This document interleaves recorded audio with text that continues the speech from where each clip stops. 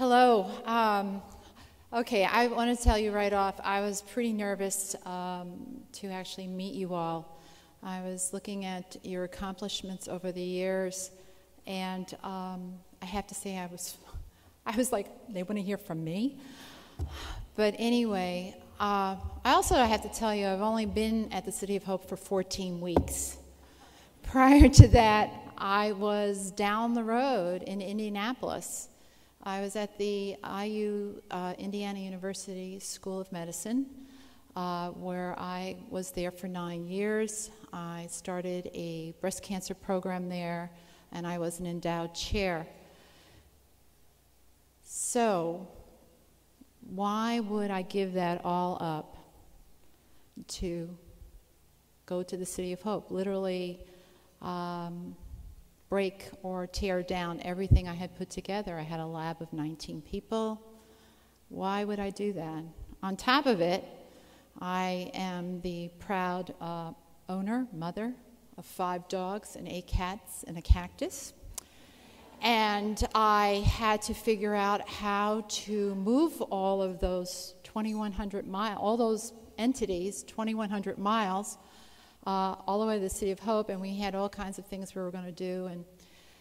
And for the City of Hope, I bought a 31-foot RV, and I drove 2,100 miles in 2 days.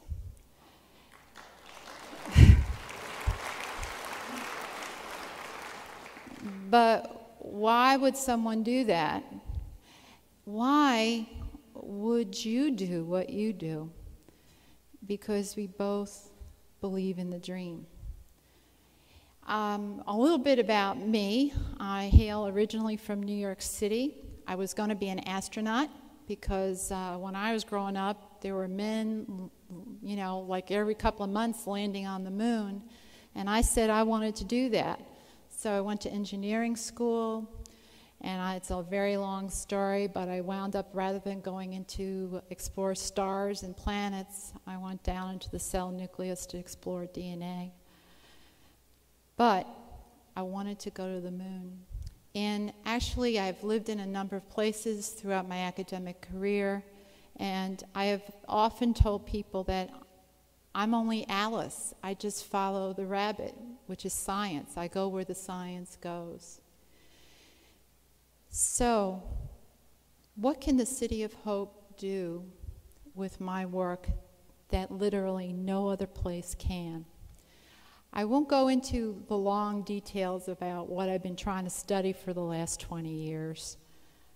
The bottom line is that about a year ago, I discovered 5 compounds, small molecules, that preferentially kill breast cancer cells and leave normal cells alone. Now, that may not mean much to you, but it's 20 years. I also screened through, get a load of this, 6.5 million compounds to find them. I found them, and then I found hope, or I should say hope found me. It's the Holy Grail, and I'm only one researcher of a whole cadre that are trying to do what I'm going to describe to you right now.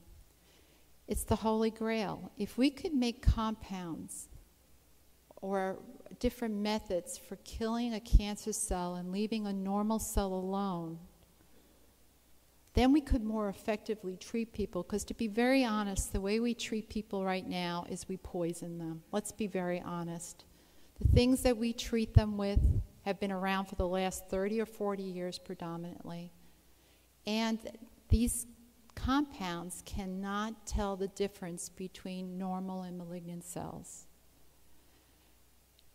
What gave the world hope that we don't have to do that anymore is technology that came out of the City of Hope, which gave rise to a drug that's used around the world now called Herceptin, that is treating women who have a particular type of receptor on their cell nucleus. The drug goes to those cells and shuts that cell down. It's allowing women who are actually metastatic to live much greater lengths of time. And what does that mean? That means a wedding, somebody's graduation, time. And that's what the City of Hope is doing. So there's Linda with her 5 compounds down in Indianapolis. And I was invited out to actually review the City of Hope scientific program. And they laid out what they have built in the last 8 years there in terms of infrastructure. And you guys are a part of that. You made this happen. They have put together 3 GMP facilities. May not mean a lot to you, but we can actually create the drugs that are going to go into people right at the City of Hope. Our saying there is that the work we're doing is 50 yards from the patient. We stand as this whole room, okay? We stand not just this room, but as a species. You know, what we're going to do, and I know you guys feel it because you wouldn't work as hard as you do the way you do to raise these funds if you didn't believe, in fact, feel that something is coming. City of Hope has done a tremendous amount of recruiting in recent years. Outstanding scientists. And the wonderful thing about this, not just science and the clinicians, but these people really get it. We get the mission, just like you get the mission. I wanted to go to the moon. The City of Hope for me, and I'll get teary-eyed when it's actually my moon mission. Why? If these compounds that I have found move forward, and the wonderful scientists and clinicians at the City of Hope can make them and adapt them, and they actually go to humans and do what we hope to do, I'll know why I was born.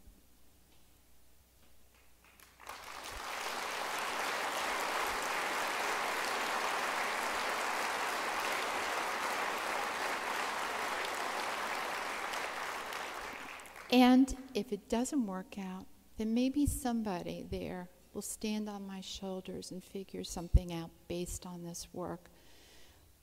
But what I want to say is this is not just a once-in-a-lifetime thing that we're doing.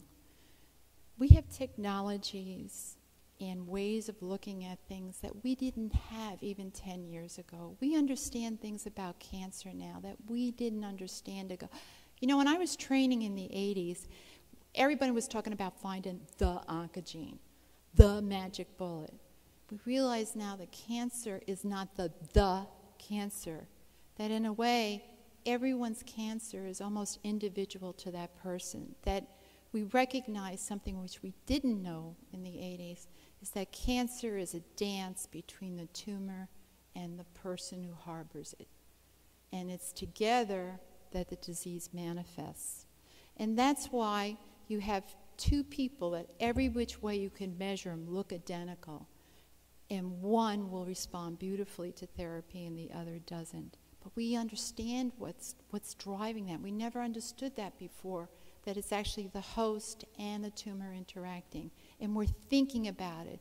And the people at City of Hope are attacking and trying to understand the pathways that are leading to that.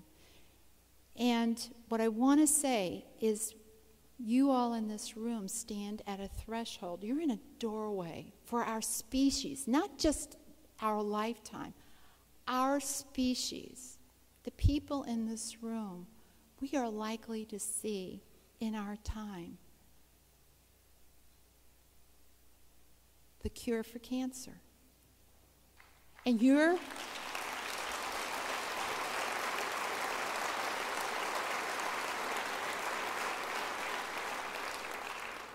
And what it is going to be a bunch of cures, not a single bullet, the bullet. It's going to be an arsenal. And we're going to figure out which drugs go to which people. And you're part of it. And I know it sounds cliche to say you're the wind under our wings, but it really is true. I said earlier that you know, if you consider the City of Hope a tapestry, that your organization really creates so much of the picture that's on that tapestry. And you're fulfilling it. And I just can't wait, really, for all of us to walk through that doorway and know that we did it. I lost my dad to cancer when I was in school, and it's interesting, the City of Hope is so now dedicated to excellence in seeking ways of treating and curing diabetes, because my mother died from complications of diabetes. I am sure that most people in this room have been touched by somebody related to them or they themselves by this disease. Don't think for a minute that what you do is not important. It's more than just the test tubes. You are an inspiration to us as researchers and as clinicians. If you believe in us, because sometimes, remember, a lot of what we do does not work, but that you believe in us gives us, dare I say it, hope. You remind us of our mission to the moon. And I want to thank you all for going to the moon with me. Thank you.